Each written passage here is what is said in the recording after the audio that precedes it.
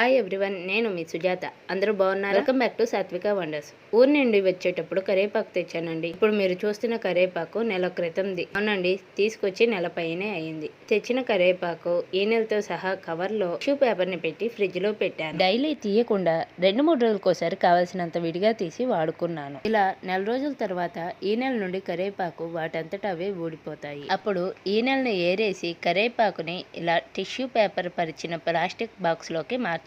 ఆ తర్వాత కొన్ని బియ్యం చిన్న మూటలా కట్టి ఇలా కరేపాకు మధ్యలో ఉంచాలి. ఇలా చేస్తే తెచ్చిన కరేపాకు పాడవకుండా ఫ్రెష్ గా 3 నెలల పైనే ఉంటుంది. ఎక్కడైనా చెమ్మ చేరకుండా ఉండటానికి టిష్యూ పేపర్ ఇంకా బియ్యం హెల్ప్ చేస్తాయి. సరే, మీరు కూడా ఇలా ట్రై చేసి చూడండి. అప్పుడు మీరే ఉంటారు కరేపాకు వారం 10 రోజులు కాదు 3 నెలల పైనే ఫ్రెష్ గా తాజాగా ఉంటుంది అని. ఇలాంటి మరిన్ని వీడియోస్ కోసం నా ఛానల్ ని సబ్స్క్రైబ్ చేయండి. Do like, share and comment. And thanks for watching.